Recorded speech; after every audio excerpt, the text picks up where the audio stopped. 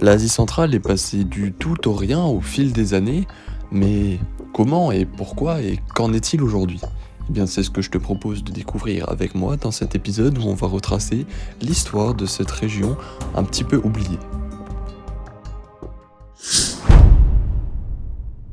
Pour cela, on va remonter pas mal dans le temps puisqu'on va aller jusqu'en moins 3000 avant Jésus-Christ et on va parler de ce qu'on appelle l'âge des oises. Le nerf de la guerre, comme encore actuellement, c'est toujours l'eau. La différence qu'on peut y trouver avec la situation actuelle, c'est que maintenant l'eau manque, mais à l'époque, l'eau, c'est justement la source même de l'Asie centrale. Effectivement, à cette époque, l'Asie centrale, cette région du monde, n'était qu'un immense désert. Et dans ce désert, on y trouvait deux fleuves, l'Amou Daria et le Sir Daria. Autour d'eux, des oasis. Et dans ces oasis, se sont développées les premières villes, les premières civilisations, et c'est de là qu'est née l'Asie centrale. On pouvait donc trouver par exemple Bactriane autour de Balkh, Sogdiane autour de Samarcande, ou encore Khorezm autour de la mer d'Aral. À partir de là, on se situe à peu près en moins 500 avant Jésus-Christ, et on a déjà quelque chose d'assez avancé avec des systèmes d'irrigation, des villes fortifiées, le zoroastrisme, donc la religion du feu, et puis c'est quand même un carrefour assez important dû à sa situation géographique. Il est entre les Perses à l'ouest, les steppes au nord et l'Inde au sud, et les premières richesses commencent vite à apparaître, et les Perses puis les Achéménides prennent le contrôle, justement du fait de ces richesses. On va donc pouvoir avancer un petit peu dans le temps et on va se situer entre moins 329 avant Jésus-Christ jusqu'à 200 après Jésus-Christ et on va assister à l'arrivée d'un personnage important, Alexandre le Grand. Alexandre le Grand, qui était alors roi de Macédoine à cette époque-là, tentait un jour de fuir les Perses et pour cela il est passé vers l'Orient, vers l'Asie centrale justement, et il est arrivé à Samarcande. Une fois qu'il arrive là-bas, il est assez bluffé par la ville. Elle est réputée pour être très belle, et lui-même le dit, « Tout ce que j'ai entendu dire sur Samarcande est vrai, sauf qu'elle est encore plus belle. » Et à partir de là, il s'impose rapidement, il fonde des villes, il épouse Roxane, une reine bactrienne. Mais surtout, et c'est ce qui va être hyper déterminant pour la suite de l'Asie centrale, il va ouvrir des routes vers la Chine et l'Inde. Après sa mort, les généraux qui l'avaient suivi dans sa fuite restent à peu près 200 ans et on appelle ça les Gréco-Bactriens. C'est assez unique comme mélange puisqu'on va avoir des temples grecs qui se mélangent avec des statues de Bouddha et c'est là qu'on invente le Bouddha avec un visage humain inspiré d'Apollon et c'est là aussi qu'on retrouve tous ces vestiges et cette culture assez particulière et qui est propre justement au pays d'Asie centrale. En 200, après justement la mort d'Alexandre le Grand, on arrive à l'âge d'or de l'Asie centrale. On va donc parler maintenant des routes de la soie, ce qui se situe à peu près entre 200 et 1200.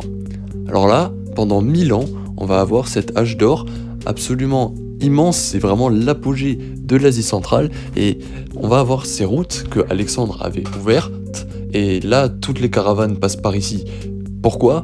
Car passer par les montagnes ou le désert, c'est quasiment impossible et ça ferait un détour beaucoup trop long pour rien. Donc, justement, les marchands préfèrent passer par Samarcande et Boukhara. Sur ces routes et les marchés qui y sont liés, on échange de tout. La soie qui vient de Chine, du verre qui vient de Rome, des épices d'Inde et même des chevaux issus des steppes. Mais encore plus important que des marchandises, on échange des idées. Le bouddhisme part de Chine et arrive ici. L'islam arrive en 750 avec les Arabes. Les mathématiques arabes, justement, arrivent en Europe depuis l'Asie centrale. On en arrive au niveau où, justement, Boukhara, à cette époque, c'est presque comme Harvard et Wall Street réunis ensemble. C'est absolument énorme. De plus, depuis les steppes du Nord, les Turcs arrivent, ce qui crée une barrière militaire qui protège un peu tous les marchands, les caravanes, etc. Malheureusement, toutes les bonnes choses ont une fin, et cette fin, elle arrive en 1220. On va parler justement de Gengis Khan et de Timur. Là, on se situe à peu près entre 1200 et 1500. Alors, Gengis Khan arrive dans la région, mais pourquoi ? Tout simplement car le Shah de Khorezm a tué ses ambassadeurs. Gengis Khan rase tout, il n'a aucune pitié, et par exemple, il rase Merv, une des plus grandes villes du monde à ce moment-là, en quelques jours, et on parle de 70 000 morts. Les systèmes d'irrigation vieux de 2000 ans sont détruits également. Cette région durement touchée met près de 150 ans à s'en remettre. Mais heureusement, après Gengis Khan, arrive Timur. Timur, il est né près de Samarcande et il arrive à peu près en 1370 selon les estimations. Et, pour le plus grand bonheur de la région, il s'agit d'un génie militaire. Ce génie, il va conquérir Delhi jusqu'à Ankara, et avec tout ce qu'il trouve, tout le butin qu'il récolte, il veut reconstruire Samarcande et en faire une des plus belles villes du monde. Il ramène les meilleurs architectes, les meilleurs artisans, et c'est aussi pour ça qu'on a un peu tous ces dômes bleu turquoise aujourd'hui, qui sont ancrés justement dans la culture de cette région.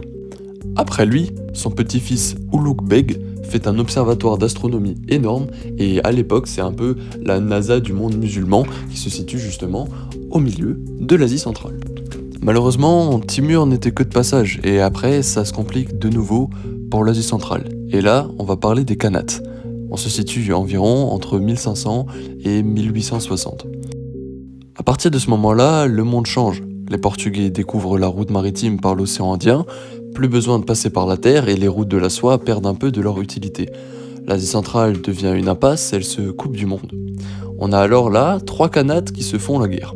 Khiva, Bukhara et Kokand. À ce moment-là, on a une économie basée sur le coton, l'élevage et le commerce d'esclaves perses et russes. Pour ces mêmes Russes, mais aussi pour l'Angleterre, c'est un peu un espèce de jeu. Qui va réussir à contrôler cette zone vide entre l'Inde britannique et la Russie?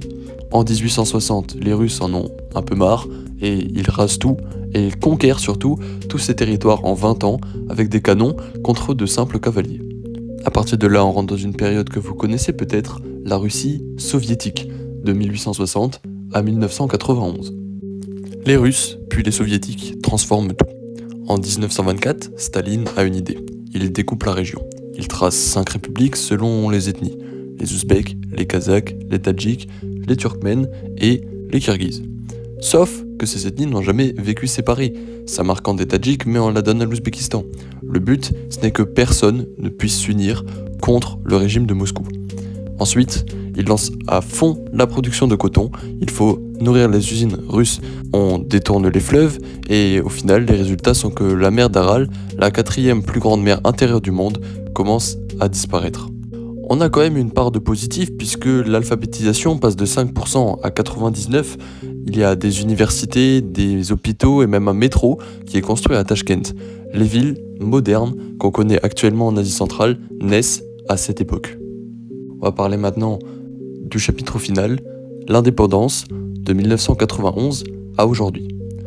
En 1991, l'URSS chute, du jour au lendemain, les 5 républiques citées précédemment deviennent indépendantes et elles ne savent pas vraiment quoi faire, elles n'ont en vrai rien demandé. L'adaptation est dure et les premières années sont catastrophiques, chômage, corruption, même une guerre civile au Tadjikistan qui fait pas moins de 100 000 morts et globalement tous les présidents deviennent dictateurs à vie. Mais en 2016, il y a du changement. Le dictateur ouzbek Karimov meurt. Un nouveau président du nom de Mirziyoyev ouvre le pays et répare les relations avec les pays voisins. En même temps, la Chine arrive, elle a besoin de gaz, de pétrole, de routes qui évitent la Russie et lance le projet des nouvelles routes de la soie. Donc des trains, des pipelines et même des autoroutes qui vont passer à travers cette région qu'est l'Asie centrale. Actuellement, la région se porte plutôt bien, même si on a un léger conflit interne concernant l'eau, mais ça j'en ai déjà parlé donc dans mes vidéos précédentes, et on a quand même toujours la Russie qui a des bases militaires là-bas, et la Chine qui possède des gazoducs et qui arrive avec le projet des nouvelles routes de la soie.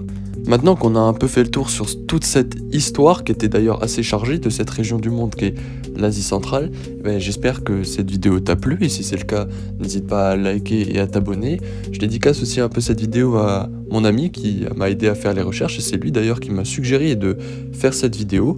Et puis nous on se retrouvera la prochaine fois pour étudier une nouvelle zone du monde, et on ira parler de la Corne d'Afrique.